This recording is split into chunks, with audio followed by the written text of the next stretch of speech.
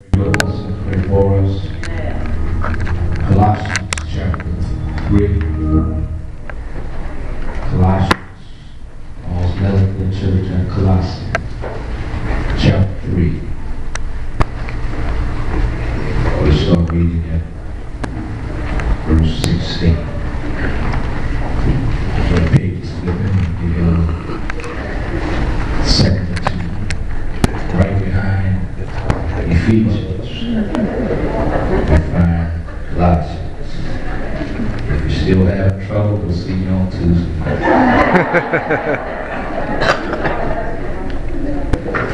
Colossians chapter 3, verse 16. Let the word of Christ dwell in you richly in all wisdom, teaching and admonishing one another in psalms and hymns and spiritual songs, singing with grace in your hearts to the Lord. And whatsoever you do, in word or deed, do it all in the name of the Lord Jesus, giving thanks to God and the Father by Him. Amen. Brother Watson wanted me to read the next verse. Wives, submit yourselves to your own husbands. But brother, when it also said, love your wives. Don't be bitter against them. We need to keep going, children. Obey your parents, for this is pleasing to the Lord. Just for a little while, we want to speak from the thought in verse 16. Let the word of Christ dwell in you. Let the word of Christ dwell with you. Paul usually begins his letter to the churches with words of thanksgiving or words of praise. To the church at Rome, he thanked God for their faith. To the Corinthians, he thanked God for their faithfulness, their spiritual gifts of knowledge, utterance. To the church at Philippi, he thanked God for their fellowship in the gospel from the first time until now. Well, what were the words of praise for the church at Colossae? And as I thought about this in my study, what would be, come on, Pastor White, what would be, you don't want me to know you're there? You're looking to see your mom, but none of you there.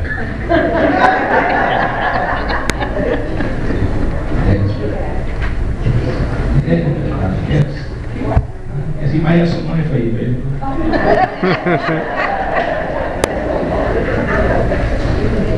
Paul thanked God for their love. And as I thought about it last night, what would God thank Asia for? I wonder what would be the words of praise for this, the Asian Baptist Church. The Colossian church was remarkable in the fact that they put on display the highest of all Christian graces. They were noted for their mutual loving kindness, not only to one another, but something much wider, much larger. Look at that full verse of chapter 1, for they love all the saints. Paul says, I'm praying for you. If you back up to chapter 1 with me for a few minutes, I'm praying for you. At verse 9, he says, the main point of my prayer is that you be filled with the knowledge of His will. Yeah, his prayer was that you would be literally full of knowledge. And what we need above all is knowledge. The full knowledge of His will includes all things. Knowledge. You see that word in verse 10 and verse 9. Knowledge about God and knowledge about His will for your life. Knowledge is good, but it also says in all wisdom. Wisdom helps you apply knowledge. Not only knowledge, not only wisdom, but He then adds you got to have some understanding. Is that in your Bible? In other words, to do the will of God is necessary to discern, to know the will of God, and to do that it requires some divine illumination. God has to turn the light on. And so they already knew about Christ. They demonstrated their love, yet they require some further enlightenment. What are you saying, Reverend? Never get to the place where you think you know it all. And never get to the place where you think you have it all. Statement in verse 10, chapter 1, said that the Colossians needed to bear fruit. And he needs to grow in that knowledge. And God recalls the statement of verse 6 that the Word of God, the gospel, is bearing fruit and is growing in the world. And that's still true today. The gospel is still effective, and the gospel is still bearing fruit in the world today.